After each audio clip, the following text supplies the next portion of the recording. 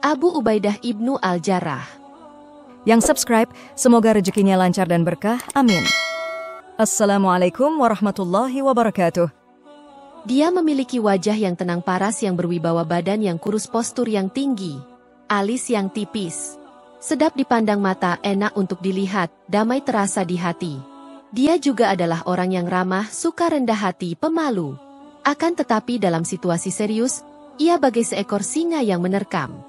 Dia serupa dengan mata pedang yang begitu indah dan berkarisma, dan juga tajam dan dapat membabat layaknya pedang.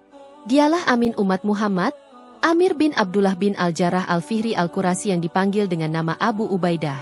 Abdullah bin Umar radhiyallahu anhu pernah mendeskripsikan sosoknya dengan ucapannya, 3 orang dari suku Quraisy yang paling terkemuka, memiliki akhlak yang paling baik, paling pemalu.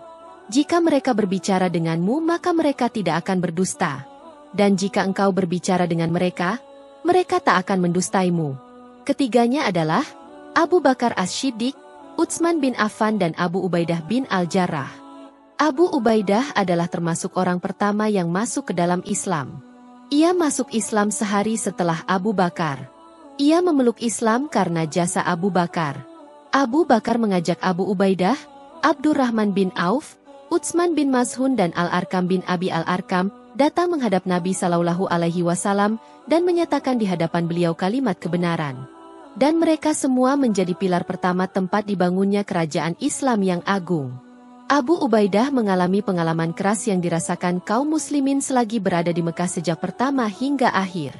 Dia juga merasakan penderitaan kaum muslimin pada masa-masa awal atas segala penderitaan, sakit dan kesedihan yang tidak pernah dirasakan oleh para pengikut agama di muka bumi ini.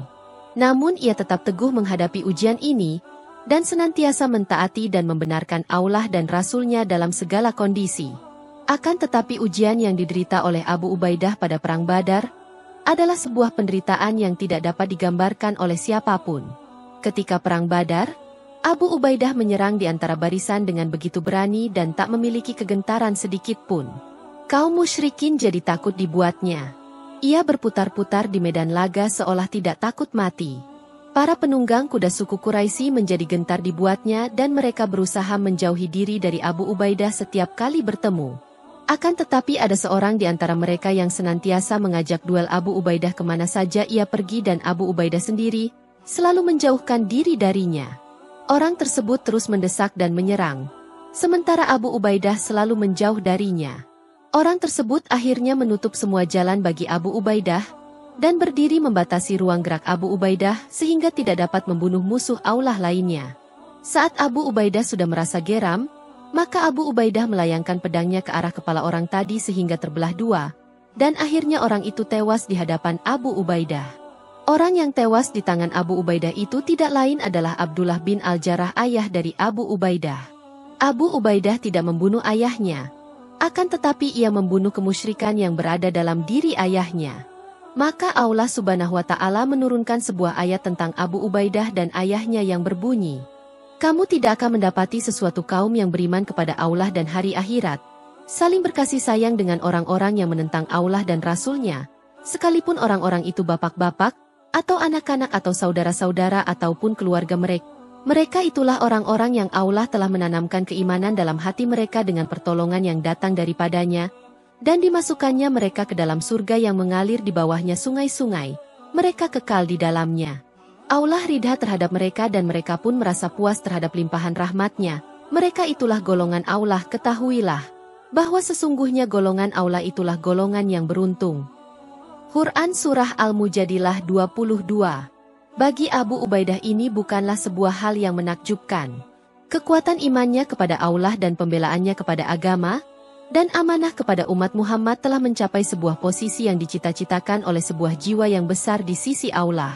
Muhammad bin Ja'far berkisah, sebuah rombongan Nasrani datang kepada Nabi Shallallahu Alaihi Wasallam dan mereka berkata, "Wahai Abu Qasim, utuslah kepada kami salah seorang sahabatmu yang kau sukai untuk memutuskan sebuah perkara tentang harta kami yang membuat kami menjadi berselisih. Karena kalian wahai kaum muslimin adalah orang-orang yang kami sukai." Rasulullah Shallallahu Alaihi Wasallam langsung menjawab, "Datanglah kepadaku malam hari, nanti aku akan mengirimkan seorang yang kuat dan terpercaya kepada kalian." Umar bin Khattab berkata, Maka aku pergi berangkat sholat zuhur lebih awal. Dan aku tidak pernah berharap mendapatkan jabatan pada hari itu kecuali pada hari itu, agar aku menjadi orang yang ditunjuk untuk menyelesaikan perkara ini. Begitu Rasulullah menyelesaikan sholat zuhurnya, beliau melihat ke kanan dan ke kiri. Aku berusaha meninggikan badanku agar terlihat olehnya. Ia tetap saja menyisirkan pandangannya kepada kami sehingga beliau melihat ke arah Abu Ubaidah bin Al-Jarrah. Beliau langsung memanggilnya seraya bersabda, "Pergilah kepada mereka. Putuskanlah perkara yang tengah mereka perselisihkan dengan benar." Dan akhirnya Abu Ubaidah pergi ke tempat mereka. Abu Ubaidah bukan saja merupakan orang yang amanah, akan tetapi ia juga merupakan orang yang sanggup mengkombinasikan kekuatan dengan amanah. Kekuatan yang dimilikinya ini seringkali muncul dalam banyak kesempatan. Suatu hari Rasulullah Shallallahu Alaihi Wasallam mengutus sekelompok orang dari para sahabatnya untuk mencegat sebuah kafilah suku Quraisy. Dan Rasulullah menunjuk sebagai amir atau pemimpin mereka adalah Abu Ubaidah. Rasulullah membekali mereka dengan sekantong kurma saja. Abu Ubaidah memberikan hanya satu kurma saja kepada masing-masing sahabatnya dalam sehari. Maka setiap orang menghisap kurma tersebut sebagaimana seorang bayi menghisap payudara ibunya. Kemudian mereka meminum air. Dan semuanya merasa cukup dengan makanan seperti itu hingga malam hari. Dalam perang Uhud saat kaum muslimin mengalami kekalahan dan kaum musyrikin mulai meneriakkan, "Tunjukkan kepadaku di mana Muhammad. Tunjukkan kepadaku di mana Muhammad." Saat itu Abu Ubaidah adalah salah seorang dari jamaah yang melindungi Rasulullah Shallallahu Alaihi Wasallam dengan dada mereka dari serangan tombak musyrikin. Saat perang sudah usai, gigi geraham Rasulullah pecah. Kening beliau memar. Dan di pipi beliau ada 2 buah biji baja yang menempel. Maka Abu Bakar As-Siddiq datang menghampiri Rasulullah Shallallahu Alaihi Wasallam untuk mencabut kedua biji bahwa tersebut dari pipi beliau. Maka Abu Ubaidah berkata kepada Abu Bakar, "Aku bersumpah kepadamu, biarkan aku saja yang melakukannya." Maka Abu Bakar pun membiarkan Abu Ubaidah melakukannya. Lalu Abu Ubaidah merasa khawatir jika ia mencabut dengan tangannya maka akan membuat Rasulullah merasa sakit. Maka Abu Ubaidah menggigit salah satu biji baja tadi dengan gigi serinya dengan begitu kuat. Ia berhasil mengeluarkan biji baja tersebut dan satu gigi serinya pun ikut tanggal. Kemudian ia menggigit biji baja yang kedua dengan gigi serinya yang lain. Kali ini ia pun berhasil mengeluarkannya dan satu giginya lagi-lagi ikut tanggal. Abu Bakar berkata, Abu Ubaidah adalah manusia yang paling bagus dalam menanggalkan giginya. Abu Ubaidah turut serta berperang bersama Rasulullah sejak ia mengenal Rasul hingga beliau wafat. Saat hari Sakifah, Umar berkata kepada Abu Ubaidah, "Ulurkan tanganmu agar dapat aku baiat, sebab aku pernah mendengar Rasulullah Shallallahu Alaihi Wasallam bersabda, setiap umat memiliki seorang amin atau orang yang dipercaya, dan engkau adalah amin umat ini." Abu Ubaidah menjawab, "Aku tidak akan maju di hadapan seorang pria yang diperintahkan Rasulullah untuk menjadi imam kita dalam sholat, dan kita mempercayainya sehingga Rasulullah wafat." Kemudian Abu Bakar pun dibaiat. Dan Abu Ubaidah adalah penasihat dan kawan Abu Bakar yang terbaik dalam masalah kebenaran. Kemudian Abu Bakar menyerahkan khilafah setelahnya kepada Umar bin Khattab. Abu Ubaidah juga tunduk dan taat kepada Umar. Ia tidak pernah melanggar perintah Umar kecuali satu kali saja. Apakah engkau tahu masalah apakah yang membuat Abu Ubaidah melanggar perintah khalifah? Hal itu terjadi saat Abu Ubaidah bin Al-Jarrah sedang memimpin pasukan muslimin di negeri Syam dari satu kemenangan ke kemenangan yang lain, sehingga Allah berkenan untuk menaklukkan semua daerah Syam di bawah komandonya. Pasukan yang dipimpinnya berhasil menaklukkan sungai Eufrat di daerah timur dan Asia Kecil di utara. Pada saat itu di negeri Syam sedang mewabah penyakit taun yang belum pernah diketahui oleh manusia saat itu sebelumnya. Penyakit tersebut berhasil membunuh banyak manusia. Maka Umar bin Khattab berinisiatif untuk mengutus seorang utusan kepada Abu Ubaidah dengan membawa sebuah surat yang berbunyi, "Aku memerlukan bantuanmu tanpa interupsi sedikit pun darimu. Jika suratku ini datang kepadamu pada malam hari, maka dengan segera aku memintamu untuk datang kepadaku tanpa perlu menunggu datangnya syubuh. Jika suratku ini datang kepadamu pada waktu siang, aku meminta segera kepadamu untuk datang kepadaku tanpa perlu menunggu hingga senja tiba." Begitu Abu Ubaidah menerima surat dari Umar Al-Faruq, ia berkata, "Aku mengerti kepentingan Amirul Mukminin terhadap diriku. Ia menginginkan agar aku tetap hidup meski yang lainnya binasa.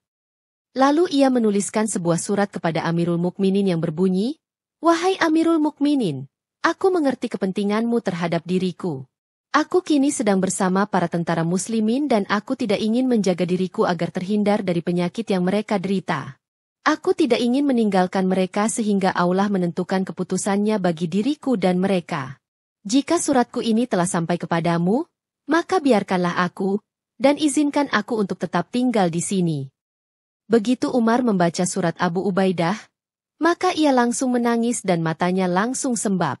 Maka orang yang berada di sekelilingnya bertanya karena merasa heran dengan tangis Umar yang begitu keras. "Apakah Abu Ubaidah telah meninggal, wahai Amirul Mukminin?" Ia menjawab, "Tidak, akan tetapi kematian telah mengintainya."